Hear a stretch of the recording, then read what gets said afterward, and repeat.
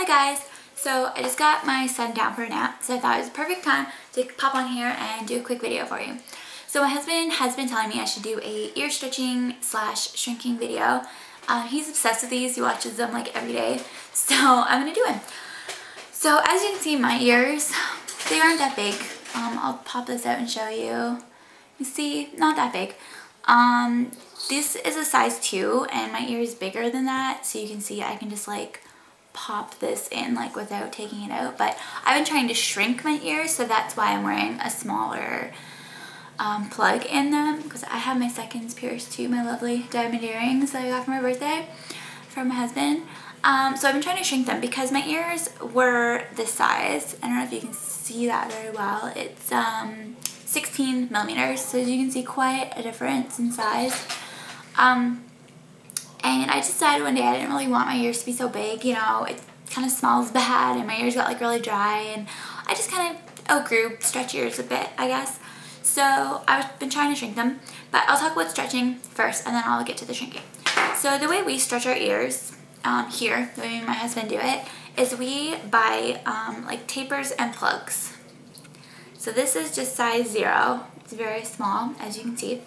So I think that's the size my ear is now, but I'm wearing a 2. So this is a 0. So we'll just use any type of jelly. This is petroleum jelly, basically like Vaseline. You can use any type of lubricant, but I just find Vaseline works the best. So you want to put some on your fingers, and without anything in your ear, you want to like massage your ear. Like, I'll show you. You just want to like massage it with the jelly, and that'll just really help to loosen up the skin. It'll make it a lot easier to stretch without tearing. And obviously you don't want to tear your ears because they can cause permanent damage and you won't be able to stretch any bigger. And if you do, it could just rip your ear right through. So obviously you don't want that to happen. So, and then you also want to coat the taper in the Vaseline, petroleum jelly, whatever you want to call it. Yeah, so get the same soap. And then you want to push it through your ear until you feel resistance. And then you'll know that you're at the point where you're going to start stretching. So then you just want to smoothly, one smooth motion, not too fast, not too slow, push it the rest of the way through. Just about that speed, because if you go too fast, you could tear. If you go too slow, it'll just really hurt. So it's a lot easier to get someone else to do this for you, but I did it myself, so it's not impossible, and it's not that difficult. It's just if you're a little squeamish, it's easier to get someone else. So anyway, so once you get it here, I like to leave it in the ear for like 5 to 10 minutes just to get your ear adjusted to it, and it'll just really make it easier to get the jewelry in. So after it's sat there for 5 to 10 minutes, you want to take the jewelry and you want to line it up with the taper. And then you just want to slowly push the taper through your ear with the jewelry until the taper comes out. And then this is in your ear.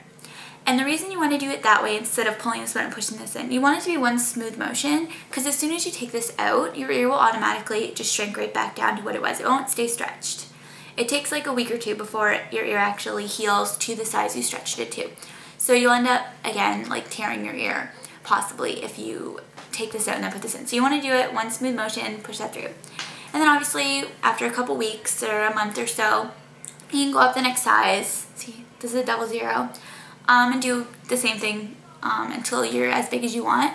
I remember when I went from, I think I went from like a 00 to a 12 millimeter. I used, I don't have it here, but I used a liquid eyeliner. So it was in like a cone, like this. Like this was the top and this was the bottom, and this part unscrewed. And so I used that, and as a taper, I just wrapped it in electrical tape, so it was like kind of more smooth.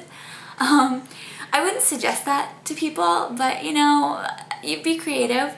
I've heard of people wrapping their plugs in like silicone tape, I think it's called. I've heard electrical tape isn't good to use, but people do use it. I think what I heard was good with silicone tape. I'm not 100% sure, so don't hold me to that. So my husband really researches this because he's been stretching his ears, and he's one of those people that has to know everything about everything before doing something. He's really cautious. So I've just been like hearing things from him, but this is just my personal experience. I'm not an expert or a professional, so obviously if you're worried or whatever, like consult a professional body piercer before doing something if you're worried. You know, you want to be safe. This is your body. You don't want to harm it. Okay, so shrinking your ears. So when I wanted to shrink my ears, I just took out the plugs, sorry, brain fart. I took out the plugs and I went to my piercer because he pierced my seconds for me since I was taking them out. I wanted something to distract from like the weird looking hole. So I went to him and he actually re-stretched my ears a size bigger but he did it really fast so that they would tear a little bit just because he wanted an open wound.